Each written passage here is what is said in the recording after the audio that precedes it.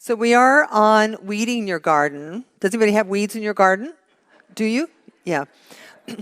I do have to tell you that I struggled with this topic a little bit because I'm not so sure. I think I could also do a talk that says there's no such thing as weeds, right? That everything in your garden is exactly there to serve you and for us to grow from. You know, when I look back in my own garden of my own life, which is many, many, many, many, many years. What I do know is that all of the times that for me were not perfect times are now perfect times.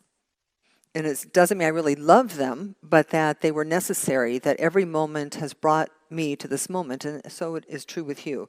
Now, that's really not what my talk is about, but I kind of wanted to give myself an out at the very beginning. So we are tending our spiritual garden means that we are spending the summer, especially coming out of the pandemic and with all the changes, we are re-energizing ourselves. We're replanting. We're re-emerging. And so oftentimes the truth is that mostly with our lives, that our lives aren't of our own design or our own architecting. We kind of feel blown around by circumstances. So I love this idea of being a conscious seed planter, of actually being in charge of your own manifestations. Now, what the weeds could be called, how we could look at the weeds, is when you have circumstances or conditions, things that keep coming up over and over again that you don't like or that don't serve you or that don't work, right? That it would be very useful to get skillful at knowing how to have a different outcome. Or there are things you really, really want, but can't seem to manifest them, to really learn how to get skillful at manifesting. I have this, I don't know why I'm saying this right now, but I have this, if you were here last week, you saw my new garden, right? You saw my old garden, my new garden. And in my new garden, I have a critter named, that Jesse made me name at a staff meeting this week. I have an armadillo named Andy. Or maybe Annie. We're not sure, really. I'm not going to look, so. I think Annie would be sweeter to my garden, so I think it's an Andy. Yeah. Anyway, Andy's digging in my garden. Every night, same place, digs a hole. I get out, I have to fill up the hole. Next night, digs a hole. It's like, really? So my thoughts have not been very loving.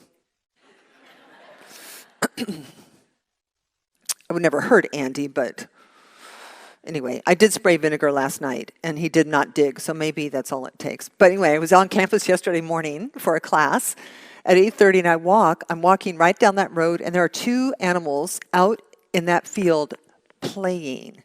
They're dancing. They're like twirling dervishes. They're playing, dancing. So I tiptoe over, and there's two armadillos.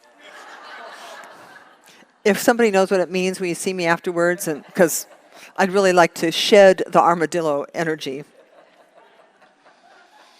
I guess it could be worse. It could be a skunk. So last week, we began to explore this idea of the law of God as both love and law. And the law really has to do with a principle, not unlike physical laws. The world's full of physical laws that we don't question. We just know they're laws. The law of gravity is an unquestionable law. The laws of thermodynamics are unquestionable laws. We, as human beings, we have evolved to a place where we discover these laws, because not everybody, we didn't always know about the law of electricity, right? There was not always electricity. People had sticks together or something. But we discover them as our consciousness increases, as we become more alert, awake, intelligent as human beings, which I think 200,000 years, we haven't been around that long, really. We discover them and we learn how to use them. You know, and the law of electricity can be used to light your stove, or it can also be used to burn down your house, but the law itself doesn't care how it's used. Are you with me? So same with the laws of planting and manifestation. we explored that when you put a carrot seed in the earth, the earth itself, the process itself, the law itself knows how to take that carrot seed, give it carrot substance, and produce a carrot. That's called the law of manifestation. And it doesn't produce celery. It produces a carrot. It produces exactly what the seed is. So we want to talk about weeds because there are some things in your garden that you didn't plant there that are there nonetheless, that we need to figure out what we're supposed to do with them. But before we talk about weeds, let's establish our baseline once again. So these are the 5 unity principles. They all come into play when we talk about love and law. You are already, but the place where we start is that you are already a spiritual being. You are made by God out of God. You are not all the things that we were ever told, that God's all-powerful and you're all puny, that God's over there and you're over here, that God's judging you. None of that is true. None of that is real. It's an immature idea about this thing that we call life. And it's just a word. It's a word that we're using to try to describe the magic and the mystery, the science, the beauty that surrounds us, because we did not make ourselves. We can't even grow a stupid carrot. All we can do is put the carrot in the earth. That's all we can do. So, so the first principle of unity, of course, is God is good. God is good, and you are good. God is good, and you are good. And no matter what you think, no matter what your mother told you, no matter what your ex-husband told you, no matter what your worst enemy told you, none of that is true. You are a spiritual being, and in this moment, you are whole, perfect, and complete. So most of us live our lives from the conditioned self. The self that the ego has raised, the human personality has raised, our parents have raised, our culture has raised, and we're talking throughout the ages, not just the 1900s or the 2000s. We're talking about that. We were in a class yesterday, and we were talking about if you were a woman and you were born in 1921, there was a whole set of thoughts about women, right? About what was possible, what you could do, what you couldn't do. During the times of slavery, whole context of information about what a black face was capable of living in this country. So this is conditioning, because none of it was ever true. It's just a thing of thought.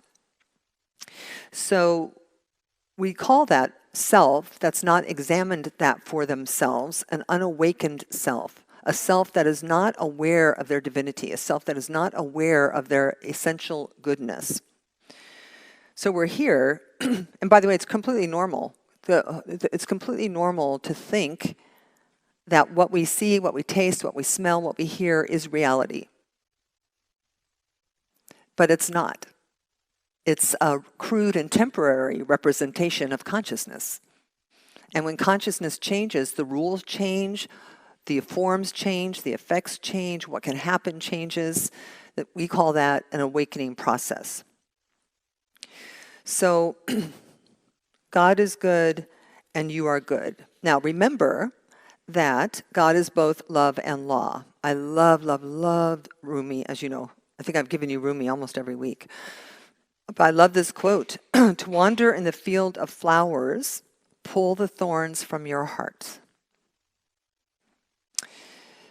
So the law is a servant to the love.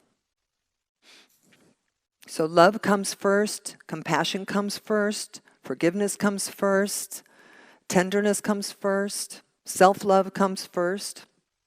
The absence of these things in your life, are deterrents to the love seed you plant's growing. They deter the good things you want for yourselves, the good things you know that you're worthy of having. So we have to start there. We have to start with pulling any heart. We have to soften ourselves, become more gentle, become more loving, become more pliable. Do you understand what I'm saying? So, to wander in the field of flowers, pull the thorns from your hearts. So that's the first, most important thing. Love first, and then the manifestation of good things for yourself and for our planet become easier. Now, after love comes, then the laws of God come. So here we are. This is a little refresher from last week. Carrot in, carrot out. Can it be, people, can it be any easier? If your mantra in life is hard, guess what? Hard life out. If your mantra in life is I'm so broke, guess what? Broke life out. So we have to change the mantra. We have to change, we have to plant new seeds. Because if you plant a seed that life is amazing, guess what you get? An amazing life. Now, so this is a fundamental idea that whatever it is, that your thoughts are seeds, either conscious or unconscious, mostly unconscious. Mostly unconscious. How many of you have studied and studied and studied? You do affirmations, affirmations, affirmations, and nothing ever changes. How many of you have done that? Oh, one of you. Okay, all right, good. Therein lies. See, because here's the issue. When you look into the world, most people, maybe not us because we're spiritual people. We have no weeds. Life's a party. Life's a garden party.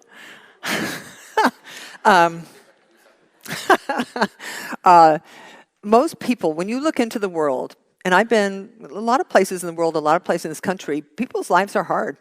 They're hardship, fear, poverty, right? Terrible things happen to people. People are sad, they're depressed, they're addicted. Life is hard, right? Nobody consciously creates that for themselves. Nobody wants that life. Nobody says, "Oh God, I'm going to create a life for myself where I am just friggin' miserable most of the time." Nobody does that.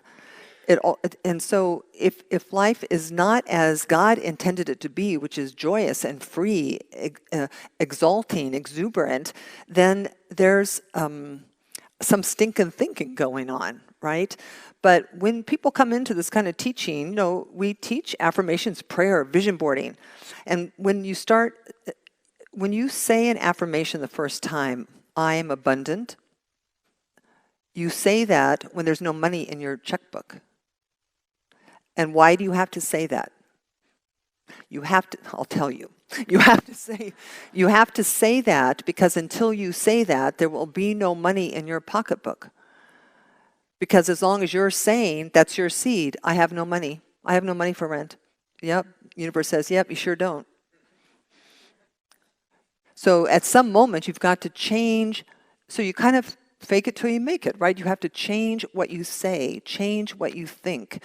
And it may take time, but remember that God isn't listening. The law is not listening to your words, I'm abundant. God is searching your heart for abundance. So you have to do the work to get it from here to here. I'm going to tell you how to do that because it's really also where the weeds really are your doubt and fear and worry. Your weeds are your disbelief.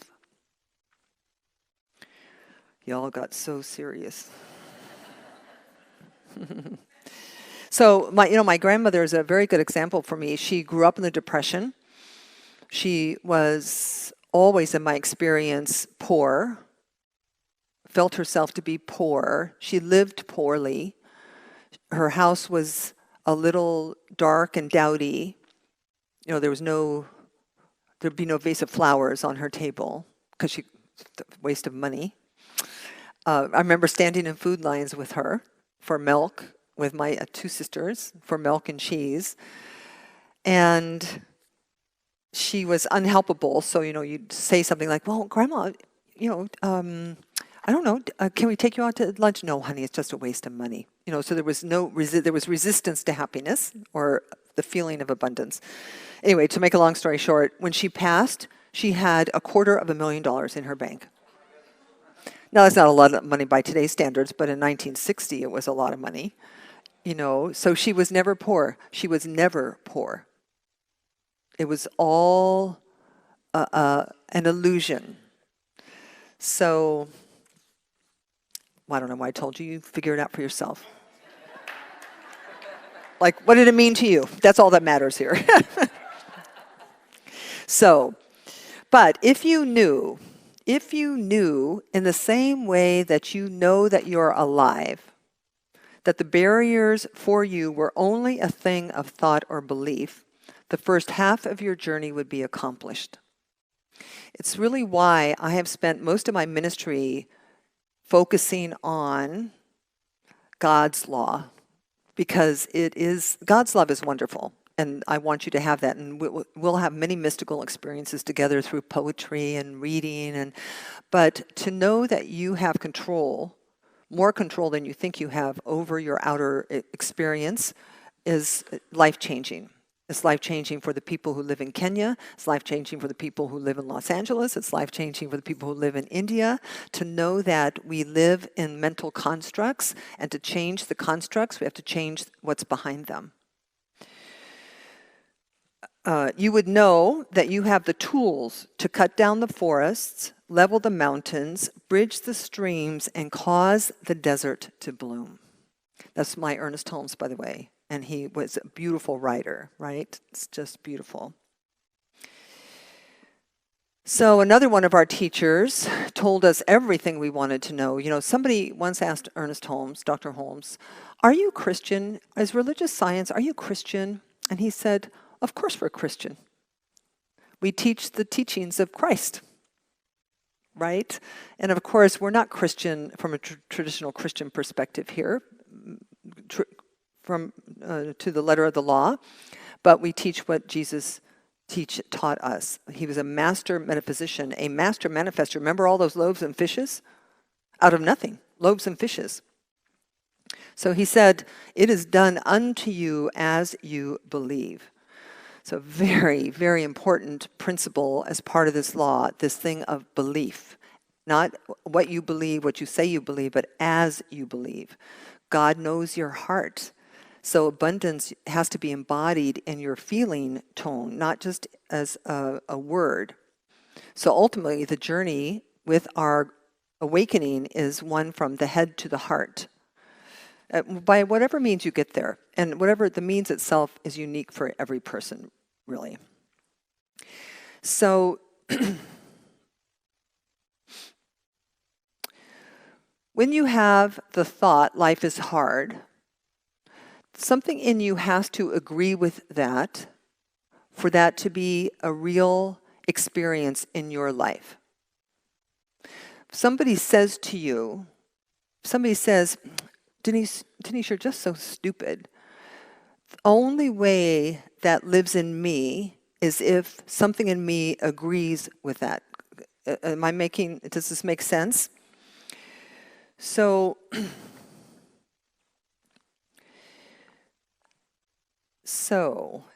about the weeds. So first it would be very useful I want to teach you a great word, one of my most favorite words, repudiate. Say the word, repudiate. If you don't know what it means, it's like rejecting something on steroids. Right? So I reject this idea. In fact, you could even now, all of us have something a mother said to us, or a father, or a teacher, or a preacher said. Everyone has something like that, right? They said, you can't dance, or you're too tall, or your sister's better than you, or you're selfish. Does anybody not have one of those? So you just go, it's not true. None of that's true. So you would go, I repudiate the idea that I'm selfish. I am generous. Right? Remember that, repudiate. But the people ask the question, well, how can I get rid of the weeds if they're subconscious? If they're unconscious, subconscious, and I can't see them, I don't know where they came from, what can I do? Do you have that question? Yes. Okay, so point number one, this is my favorite point. Does it really matter? Does it really matter why you're neurotic? Does it really matter? So, am I the only one here? So, in my 69 years and 8 months on the planet, do you want me to tell you how much money I have spent going to a therapist to find out why I'm neurotic? Is there anybody else here who could claim such things? Well, I'm going to tell you why you're neurotic. It's so simple. You're neurotic. I don't know. How much time do I have here?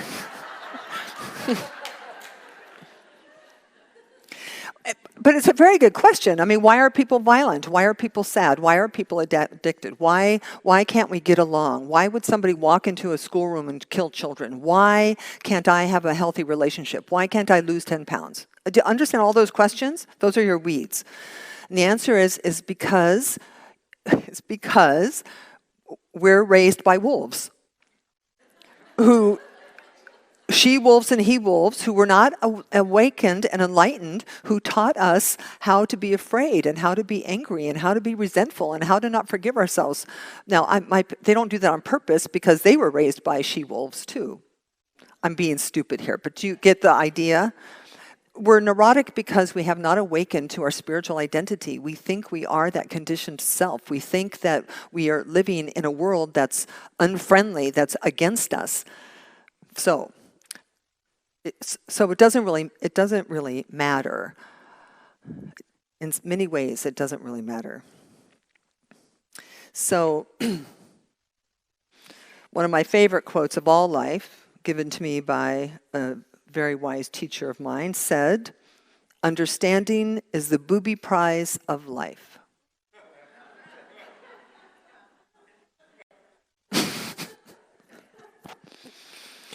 What does this mean? It sounds stupid, right? What does that mean? Well, it means that you can spend your whole life trying to figure out why just because your parents got divorced, you didn't have a happy life. You don't want to waste your life trying to understand. We already know why. So what we can do is immediately shift into this awareness that today is the first day of the rest of your life. And that since you know now that your thoughts are important, that your attitudes are important, that how you feel is even way more important, that you have a task to stay on the positive, affirmative side of life. Your choice. Nobody else's choice. Your choice. There's another quote here from Ernest Holmes. He says, "If God created you after his own nature, then the thing you are after is already here within you." So all the things we're looking for are already here. There's nothing out there to get.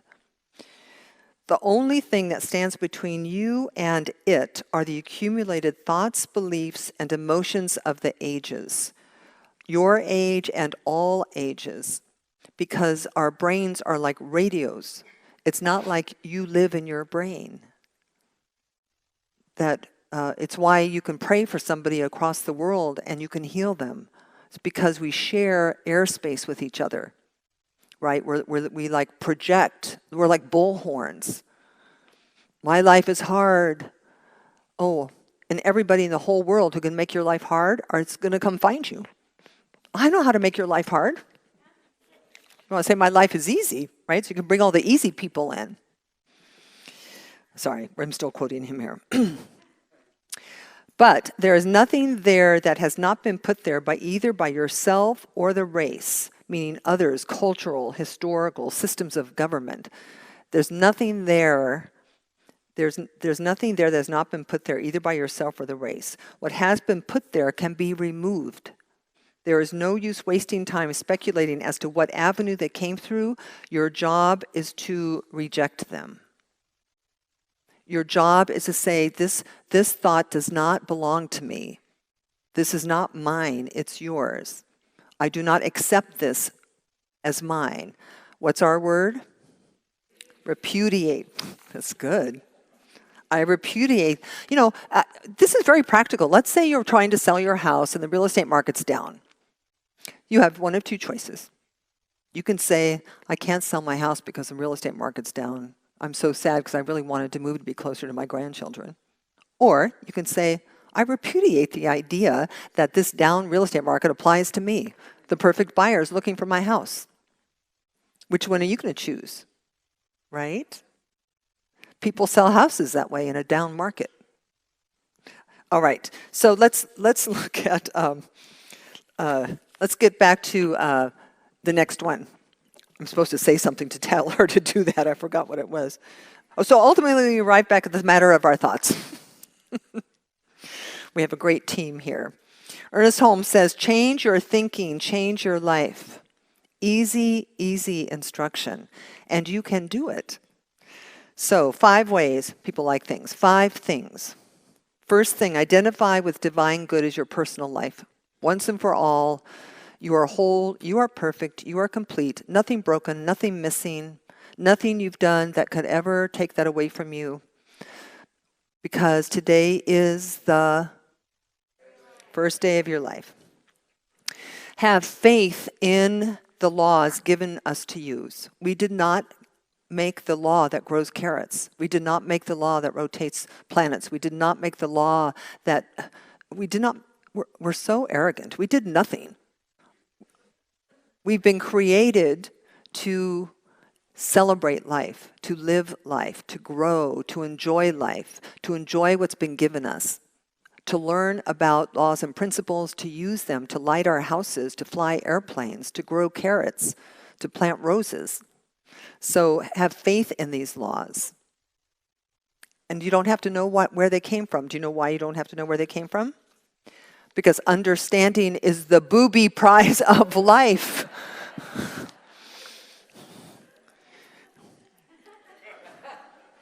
Who cares where they came from, right? Who cares? They're there. Grow a rose. Number 3. Number 4. Number 5. Oh, that's so funny. That's not on my slide. It's like, what are they reading? Oh, yeah. Do you know what mine says? I forgot to change the slide up there. Here's mine. So mine goes affirm, affirm, affirm. And my number 5, well, you must guys said there's 6. My number 5 is believe, believe, believe. Believe that you have money in your pocket. Believe that your body's responding to your healthy affirmations. Believe that the perfect partner is looking for you. Believe that your thoughts are powerful. Believe in God the good. All right. One more twist and turn. Oh, be patient. Yes. Well, of course. So patience has to do with, right, don't dig up the seed. Because we say, I may have been a person who lived in lack and limitation and believed in lack and limitation for myself for all of my life. But in this moment, I recognize that that is a thought that I can undo by thinking something new. So I repudiate any effect the past has on me moving forward. I affirm that all good things are finding their way into my experience. And then be patient. I know it sounds too easy. Like, how does that work? It doesn't matter. Understanding is the booby prize in life. All right, problems are a human predicament, not a divine one. So this really takes me back to where I started, talking about the weeds may not be weeds at all. The weeds, I actually think, it has been my experience that we spend too much time trying to fix things that are broken, when all you really need to do is shine the light of your attention on the things that are possible. So as you shift your consciousness into positivity rather than negativity, into positive expectation instead of negative expectation, into possibility instead of predictability, the weeds will die. And one day you'll wake up and they just won't be there anymore. That's actually more true than anything else we could talk about. One more quote by Ernest and then one more quote by Charles Fillmore, Unity's founder.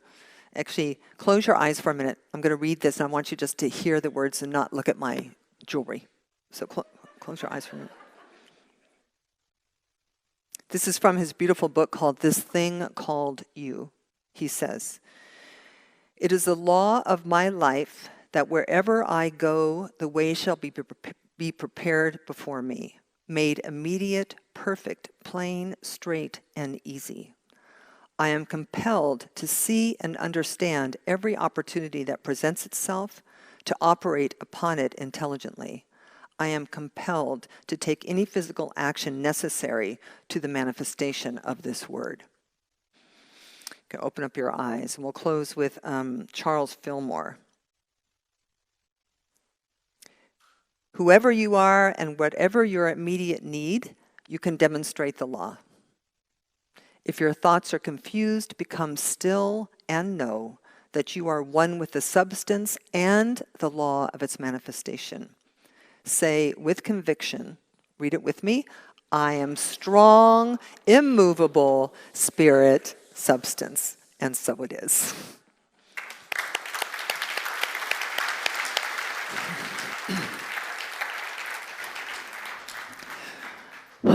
It's a little bit all over the place, but hopefully you got what you came for. Andy. Or Annie. Mm-hmm. Oh, enjoy this song.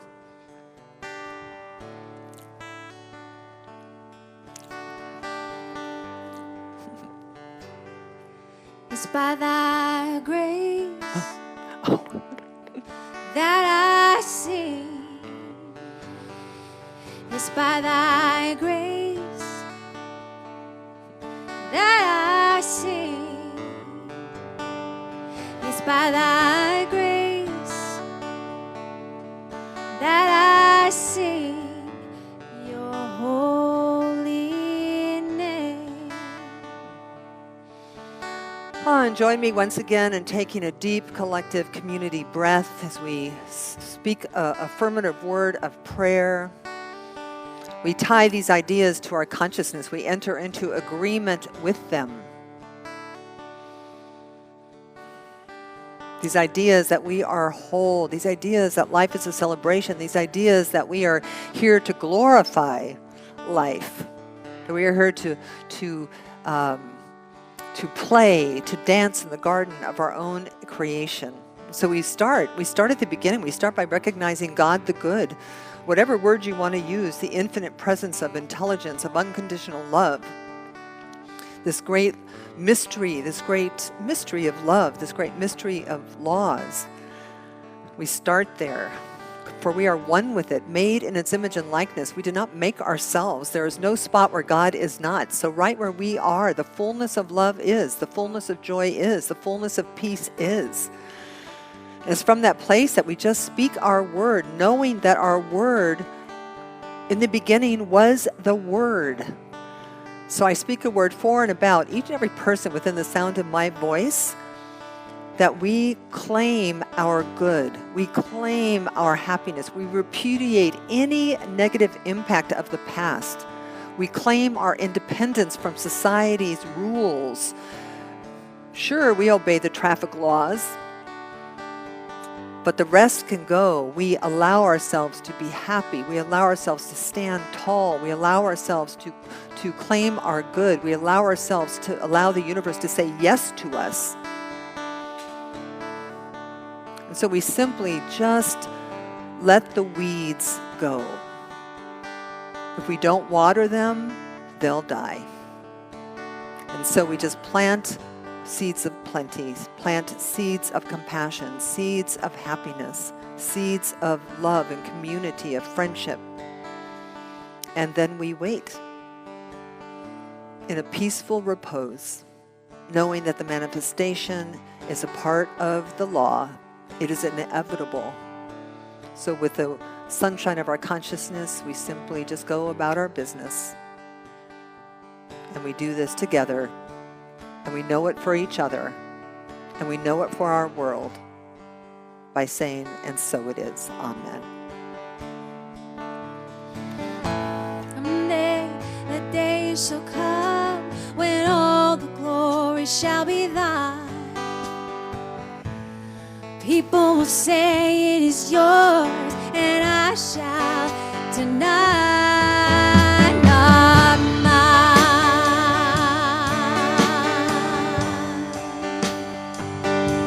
It's by thy grace that I sing. Oh, oh. It's by thy grace, yeah, yeah, that I sing. Oh, oh. It's by thy grace that I sing your holy name.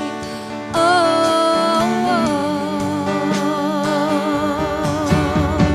Allah, Jehovah, Rama, Satanama.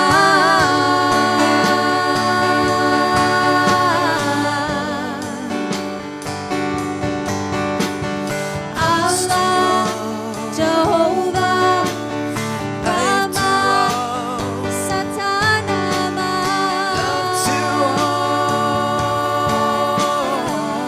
Sing this with us. Peace to all, life to all, love to all. One more time. Peace to all, life to all, love to all, love to all.